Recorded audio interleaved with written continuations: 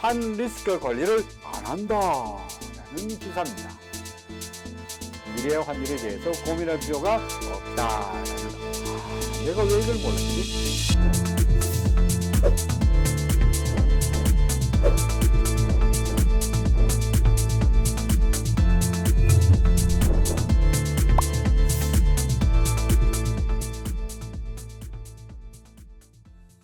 자, 우리가 환율 리스크를 막기 위해서 환율 변동이 하도 심하다 보니까 미래의 환율을 미리 확정하기 위해서 선택할 수 있는 방법이 여러 가지가 있죠. 그중에 우리가 선물환 거래에 대해서 알아보았습니다. 지난 시간에. 그래서 선물환 거래를 통해서 미래의 환율을 미리 정하면, 그죠? 미리 정해버리면은 그때 가서 만기에 가서 환율이 어떻게 되든 간에 미리 약정된 환율로 달러를 매입하거나 매도할 수 있다. 그러니까 환율 변동에 따른 리스크에서 도망칠 수 있다 하는 것을 우리가 이제 충분히 알았습니다. 자, 그런데 선물환 거래를 하다 보니까 나름대로 선물환 거래의 장점도 있습니다만은 선물환 거래에 가지고 있는 결정적인 약점도 있습니다. 그래서 이번 시간에는 선물환 거래가 가지고 있는 약점을 해소하기 위해서 새로 개발된 방법이 바로 환변동보험인데, 역시 환변동보험을 어떻게 가입하느냐, 실제로 어떻게 체결하고 어떻게 운용하느냐 하는 구체적인 실무적인 방법을 이번 시간에 알아보도록 합니다. 자, 보죠. 선물환 거래의 경우에 선물환이라는 게 미래의 환율을 미리 정한다는 측면에서는 상당히 바람직한 그런 아주 좋은 발생 상품이기도 하죠. 더구나 수출 기업의 경우에는 미래의 환율이 얼마가 될지 모르니까 우리가 미래의 환율을 확정할 수 있는 환율 리스크에서 도망칠 수 있는 아주 유일한 방법이라고 할 수 있는 것이 선물환 거래이기도 할 겁니다. 그런데 선물환 거래의 결정적인 단점이 뭐냐 하면은, 단점이라 그러면은 은행과 거래하게 되는데 은행에서 그 상대 기업에 대한 신용 한도를 잡아먹는다는 게 가장 큰 약점 중에 하나라고 말할 수 있는 겁니다. 예를 들어서 뭐 삼성이다, SK다, 큰 대기업 같은 경우에는 신용 한도가 넉넉한 기업의 경우에는 아무런 문제가 없습니다만은 중소기업의 경우에는 신용 한도에 따라서 대출도 금액도 정해지는데, 예를 들어서 가뜩이나 돈이 모자랐는데 은행에서 한 푼이라도 더 대출을 받아가지고 운용자금과 시설자금으로 써야 될 텐데 그 은행에서 제공하고 있는 전반적인 신용 한도 중에서 일부를 선물환 거래로 잡아먹는다는 이야기는 쉽게 말해서 대출 한도를 잠식한다는 것은 상당히 기업으로서는 부담스러운 일일 수밖에 없습니다. 그렇죠. 물론 회사 내용이 튼튼하다 그러면은 환 리스크를 막기 위해서 은행과 선물환 거래를 하고, 그죠? 신용 한도가 좀 없어지더라도 괜찮겠습니다만, 그렇지 않은 경우에는 신용 한도를 갉아먹어서까지 대출 한도를 잠식해서까지 환 리스크를 막게 되느냐 하는 심각한 위기라 그럴까요? 심각한 고민에 빠질 거라고 판단이 됩니다. 자, 이래서 이런 문제를 해결하기 위해서 개발되는 방법이 뭡니까? 선물환의 단점을 해소하기 위해서 개발되는 방법이 앞서 설명했듯이 환변동보험이라는 겁니다. 환변동보험. 환변동보험은 은행과 체결하지 않습니다.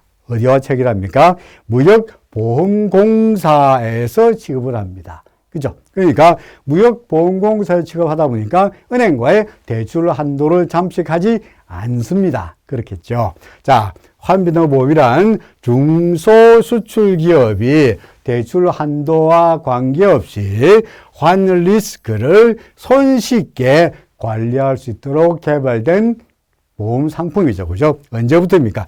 2000년부터 도입됐으니까 꽤 역사가 오래된 보험 상품 중에 하나입니다. 어디 있어요? 한국무역보험공사에서 취급합니다. 자, 이제 우리가 지난 시간에 선물환 거래를 어떻게 하는지 우리가 배웠다면, 이번 시간에는 그렇다면 환변동보험은 어떻게 하느냐, 어떻게 체결하느냐 하는 내용을 차근차근 알아보도록 합니다. 자, 환변동보험 가입하기 위해서 어디 가야 됩니까? 당연하죠. 무역보험공사를 찾아가야 됩니다. 그래서 무역보험공사에 찾아가서 먼저 기본 계약을 체결하는데, 통상 우리가 뭐라고 합니까? 인수한도를 먼저 정해야 됩니다. 인수한도. 보험 금액을 얼마나 보험에 들 수 있느냐를 말하는 거죠. 그죠? 근데 그러면 그 들기 전에 이 회사가, 우리 회사가 어떤 회사인지를 그 신용조사가 먼저 이루어져야 됩니다. 그래서 우리나라의 신용조사 기업 회사에다가 의뢰해서 우리 회사의 국내 기업에 대한 신용조사를 의뢰하고 그 신용조사에 따라서 인수 한도가 정해지게 되어 있죠. 그죠? 그러니까, 근데 그러면 회사가 우량하면은 거래 금액이 무한대로 되느냐? 그렇지 않습니다. 역시 환변동보험이라는 것은 투기의 목적이 아니고 환 리스크를 막기 위해서 개발된 상품이다 보니까 역시 마찬가지로 수출 금액을 기준으로 인수 한도가 정해집니다. 거래할 수 있는, 보험에 들 수 있는 한도가 정해진다는 것이죠. 대개 최근 1년 동안의 수출 실적을 기준으로 하는데, 혹은 예를 들어서 최근 1년 동안 수출 실적이 다소간 부진하다 그러면은 과거 3년 동안의 평균 수출 실적을 가지고 기준화할 수도 있습니다. 그래서 이 수출 금액이 정해지면 그렇게해서 대략적으로 한 60% 정도의 한도 내에서 인수 금액을 정합니다. 예를 들어서 우리가 1억 달러를 1년도에 1억 달러 수출한다 라고 한다면 얼마가 됩니까? 대개 한 6천만 불 정도의, 그죠? 6천만 불 정도를 그 환변동보험에 가입할 수 있다가 되겠죠. 그죠? 그래서 이거는 투기가 아니기 때문에, 그죠? 수출 한도 범위 내에서 거래가 가능하다 하는 것을 기억해 두시기 바랍니다. 먼저 그래서 인수한도가 그 기업의 신용조사를 의뢰하고 인수한도가 정해졌습니다. 그 다음 어떻게 합니까? 당연히 이제 한도가 정해지면은 이제 보험에 들 수 있죠. 그죠? 그래서 보험에 청약을 합니다. 그리고 예를 들어서 우리가 어떤 수출기업이 있는데 우리가 석 달 뒤에 10만 달러 받았겠습니다. 근데 은행에 가서 선불한 걸 하려니까 은행의 신용한도, 대출한도를 잠식하니까 그렇게 하지 않고 환변동보험에 가입해서 신용한도도 잠식하지 않고 환리스크를 막고 싶다. 그죠? 이럴 때 환변동보험에 가입합니다. 인수한도가 정해졌으니까 10만 달러 가입할 수 있죠. 자, 이럴 때 먼저 가입을 하면은 보험료를 내야 됩니다. 보험이니까 보험료를 내야 되겠죠. 그죠? 청약을 하고, 그 다음에 보험료를 내야 됩니다. 보험료는 미리 정해져 있는 보험료율이 있습니다만은 특히 그 중에서 기본료율이 있는데 그 중에서 중소기업의 경우에는 할인해 줍니다. 예를 들어서 뭐 10%를 할인해 주기도 하고요. 또는 뭐 30%를 할인해 주기도 하고요. 규모에 따라서 금액이 다 할인 한도가 정해져 있습니다. 그러니까 예를 들어서 30% 할인한다 라고 하면은 실제로는 어떻게 합니까? 기본료율의 70%만 내고도 보험에 들 수 있다는 이야기죠. 그죠? 그만큼 중소기업을 우대하기 위해서, 중소기업의 환 리스크를 막기 위해서 개발된 상품이다 보니까 중소기업에 우대를 하고 있다라고 말할 수 있겠죠. 자, 오케이. 청약을 했습니다. 그 다음 어떻게 합니까? 그 다음에 이제 보험 청약했으니까 이제 보험에 가입했으니까 보험 증권을 주겠죠. 그죠? 그래서 보험 증권을 발급받습니다. 그러면은 청약이 다 완료되게 나면은 보험 증권이 발급이 됩니다. 지금 끝났습니다. 예를 들어서 보험 증권에 보시면은 이게 예를 들어서 보장 환율이라고 나오죠. 그죠? 보장 환율. 예를 들어서 뭐 1,350원이라고 보장 환율이 나와 있습니다. 그러면 1,350원으로 보장 환율이 나왔으니까 그때까지 환율이 어떻게 되든 간에 1,350원으로 환율이 보장된 거죠. 이런 금액도 있고요. 보험 금액도 있고 이런 내용들이 들어가 있는 보험 증권이 발급이 됩니다. 자, 그 다음에 이제 만기가 됐습니다. 결제일이 됐습니다. 그러면은 그 무역보험공사에서 내일 모레가 결제일이니까 결제일입니다 라고 보험공사에서 통보가 옵니다.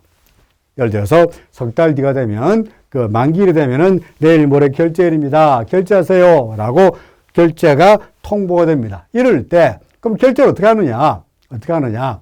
아까 말씀드렸듯이 보장 환율이라는 게 있고요. 그죠? 그리고 그 당시에 현물환율인 결제 환율이 있겠죠. 그죠? 보장 환율이 있고 결제 환율이 있죠. 그래서 보장 환율과 결제 환율의 차이를 결제하죠. 그래서 보시면은 보장 환율과, 그죠? 보장 환율과 결제 환율의 차이를 결제하는데, 예를 들어서 우리가 보장 환율이 1,350원이라고 했는데, 보장 환율이, 결제 환율이 예를 들어서 만약에 1,300원이다.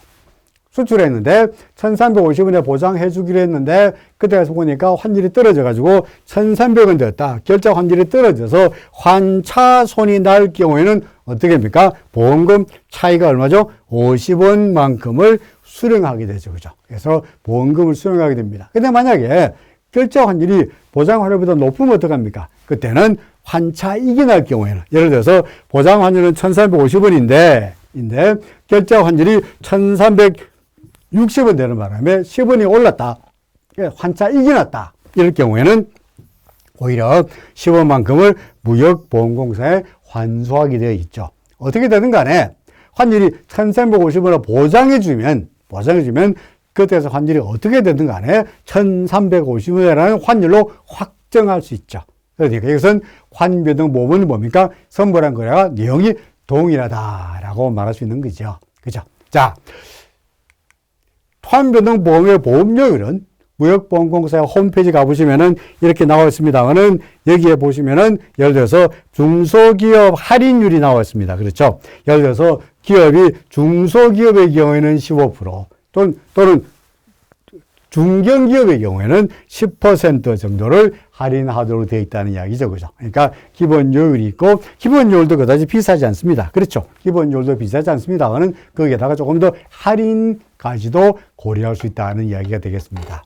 자, 이번 시간에는 환변동보험을 가입하는 방법, 보험증 청약하고 인수한도를 만들고, 그죠? 그 다음에 청약하고 보험 증거를 받고 보장 환율과 결제 환율의 차이를 정산하는 여러 가지 방법에 대해서 자세하게 알아봤습니다. 자, 여러분들 수고 많으셨습니다. 다음 시간에 뵙겠습니다. 이번 시간 학습한 내용에 대해 정리해 보겠습니다. 환변동보험은 선물한 거래가 가지는 단점인 신용한도 부담 문제를 해소할 수 있는 방안으로 한국무역보험공사에서 취급합니다.